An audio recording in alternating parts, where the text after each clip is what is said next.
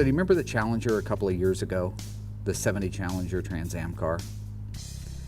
Well, I didn't really necessarily go into an elaborate detail on it, but what concerned me was that was a pretty solid old car, but when it got back over here, it was obvious that there was some metal missing off that car. So yesterday I got a voicemail saying that we were green light go for the dipper for the 71 Cuda. When I refer to a dipper, I'm referring to a company that specializes in cleaning metal. Somebody who will take a vehicle and dip it into a large vat, usually full of acid, and remove all of the paint and the rust and the different sealers and undercoatings. What concerns me is that car comes out of the tank and the only thing on the end of the hook is the seatbelt I forgot to unbolt. I mean, I'm done. I got a client with a ton of money out. Hey, can you hang on? All right, hang on. The problem is if you happen to leave a car in one of those tanks full of acid too long, it just continues to eat and eat and eat until there's nothing left of the vehicle.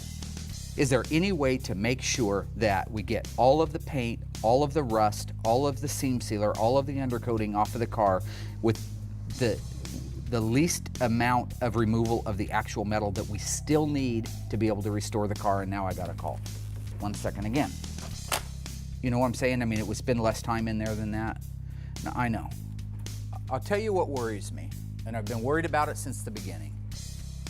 Nobody cares. The guy that has the company doesn't care if I take the car over there and it turns out that I have nothing left out of the dip tank, but I have to care because I get paid to care.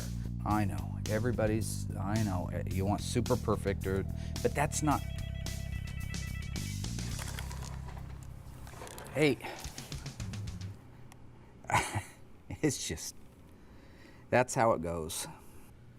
Okay, we'll be over there at, either myself or Darren will be over there at 9 o'clock tomorrow morning. If I go over there in 3 days from now, from the day we drop it off, and I pick it up, and there's nothing left of it because he got sidetracked or he got busy, then honestly, I'm gonna have to write a check to my customer for $50,000, probably plus interest, for his investment in the 71 Cuda because there's nothing left of it.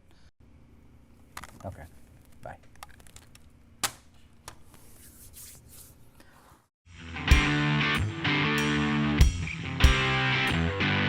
So currently we're working on a multitude of cars. The 1971 Dodge Charger Triple Green 446 pack is nearing completion but still has quite a few steps left on it. The 1970 factory sunroof plum crazy Challenger RT is nearly at the body stages and has a ton left to do on it. We haven't even found the original motor yet for it.